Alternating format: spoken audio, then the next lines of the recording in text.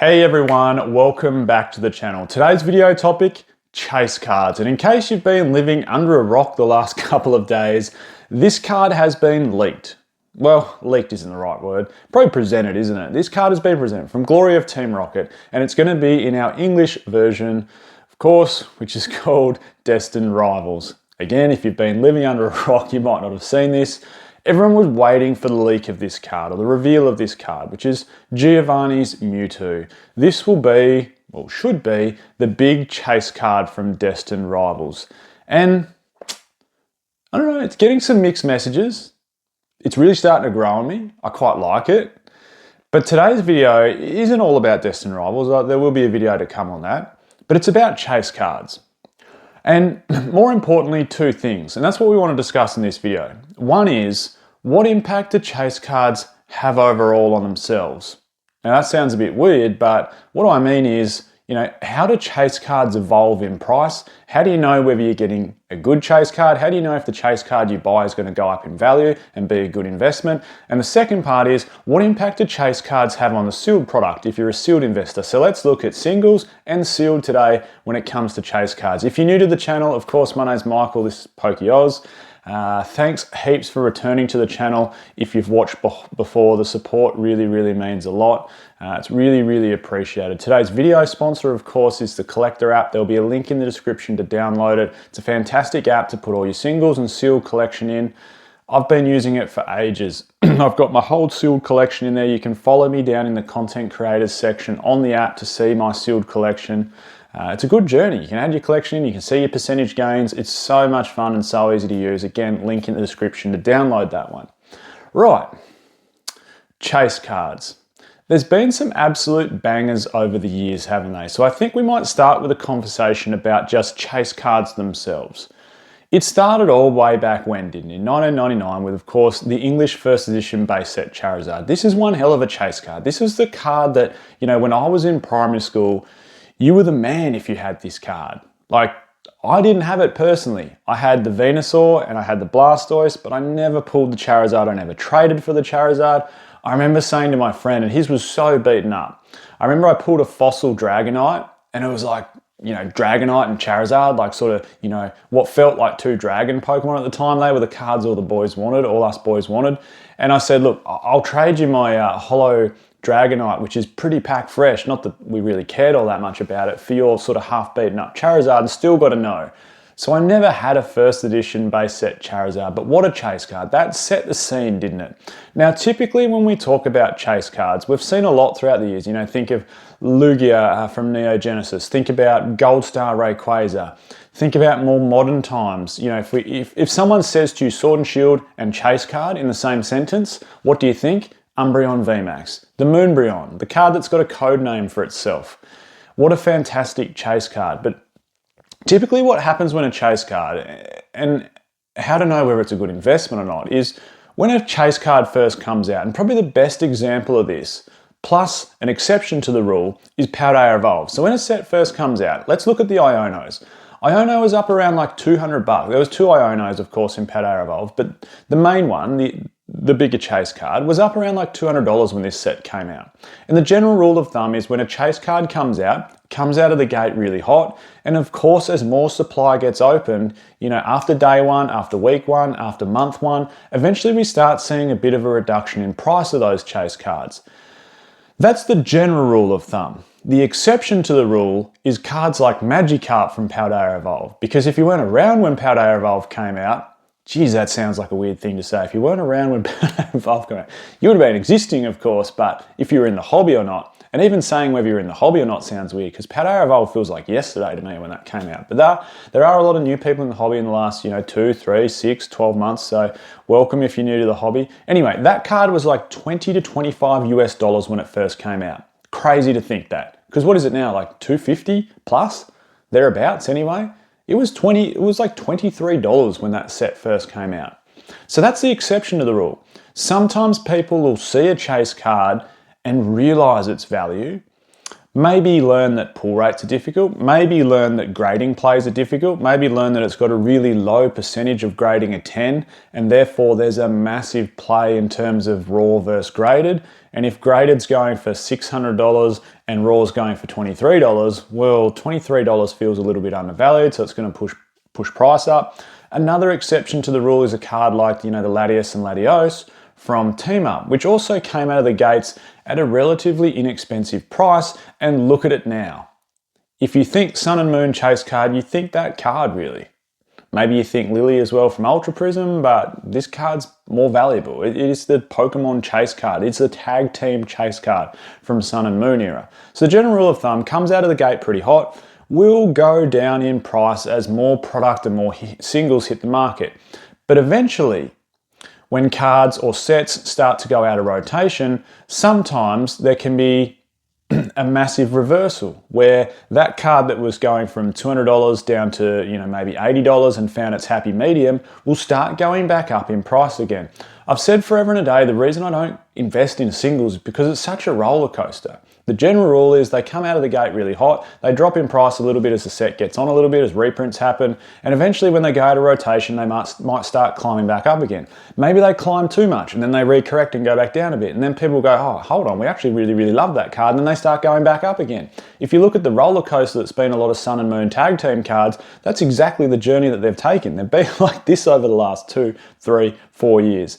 So that's why I don't invest in singles. But when it comes to chase cards, this, Giovanni's Mewtwo, I can guarantee you the exact same thing will happen.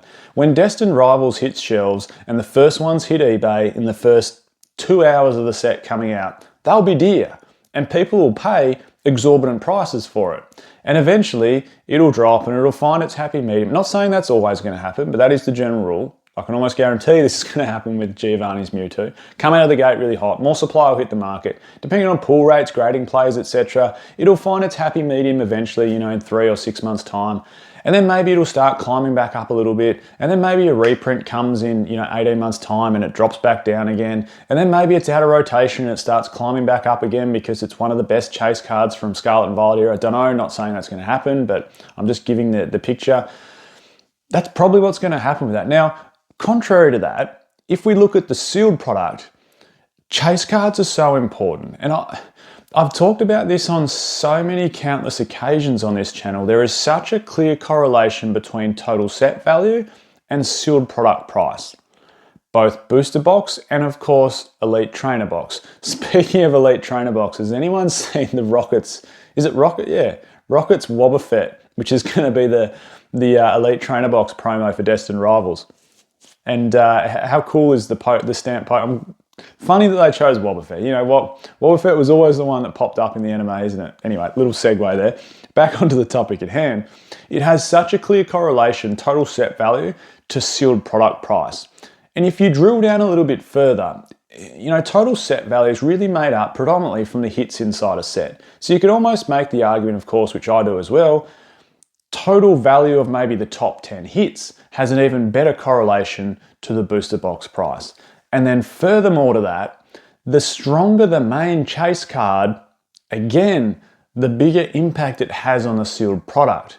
And probably the best example of this is a first edition base set booster box. We all know how phenomenal a base set booster box is. A first edition one, of course, case in point. And that booster box itself is so rare now that it's worth a phenomenal amount of money. But keep in mind, the only reason it's worth a phenomenal amount of money is because what possibly lies inside it. And that could be a first edition base set Charizard, which could be sent to PSA and become number 120, whatever they're up to, 6 or 7, that grades a PSA 10 and is worth $250,000. Crazy. That's the only reason that box is worth so much money. Take out all the contents and it's just a piece of cardboard that maybe someone will pay $200 for, or probably people pay more than that to have as a display piece and sit on their shelf without having the actual real thing sealed. Point is, the chase cards really, really matter when it comes to the sealed product. And we see this time and time again across countless occasions. let's go through some of the examples. First edition base set Charizard has a clear correlation on first edition base set booster box price. If Charizard wasn't in there, would it be worth as much? It'd still be worth a phenomenal price, but I can guarantee you it wouldn't be worth as much. First edition Neo Genesis. We can possibly pull the Lugia from that, and same thing, graded a 10. EX Deoxys booster box, worth a phenomenal amount of money. More so than pretty much any other EX booster box. Why? Because we can possibly pull the most expensive Gold Star card, which is a Rayquaza in a potential PSA 10, which will be worth astronomical money. If we look at any single era from the Pokemon TCG and we look at what's the most expensive booster box from that era, it's generally the booster box that can pull us the best chase cards, or even more so, case in point, the best chase card. The most expensive booster box from Sword and Shield is Evolving Skies. The most expensive booster box from Sun and Moon is Team Up. Like, case in point, the most expensive booster box from XY, is it still Flashfire? I know there's some others creeping up on it. I know Ancient Origin's been going crazy, Phantom Forces, with the Silver Dialga in there has been going crazy. Either way, it's the ones that have the best chase cards inside them. So let's transfer that over and go, well, what does that even mean? Like, we're in Scarlet and Violet, it's hard to find product, it's bloody impossible to get sealed stuff at a reasonable price. What does that even mean? Like, why are you talking about that? Well, when it comes to buying Pokemon card sets, and particularly investing in sealed product, the correlation isn't just going to stop all of a sudden. It's not just going to stop because we're in a new era.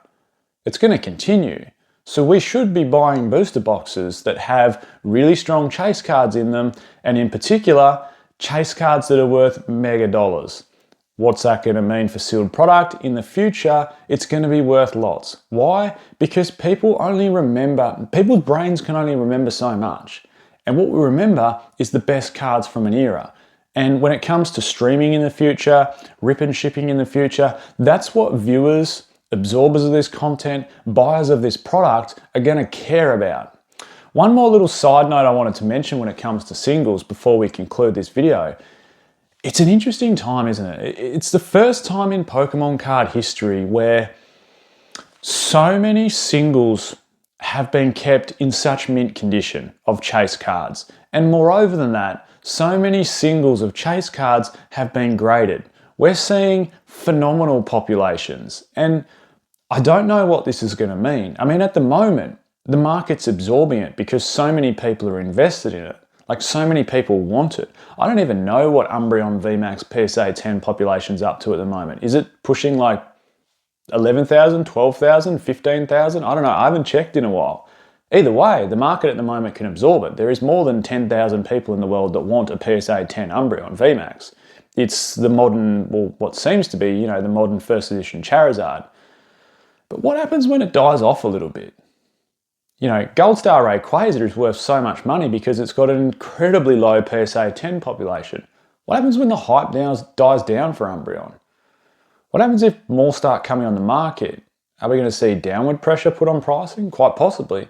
And all the raw copies, like, even looking at something like Twilight Masquerade, which is a really modern set, of course, and the big chase card there in a Greninja.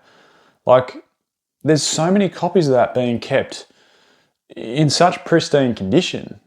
Like, what's it going to mean for the future of these chase cards? Who knows? Maybe just natural attrition takes place. There's plenty of mint copies at the moment, but they'll get taken out, they'll get sold, they'll get here, there, everywhere. And maybe eventually in 20 years' time, Greninja will seem really, really rare again. Anyway, that's me just spitballing some ideas at the end of the video. I'm Michael, this is PokeOz. Catch everyone next time.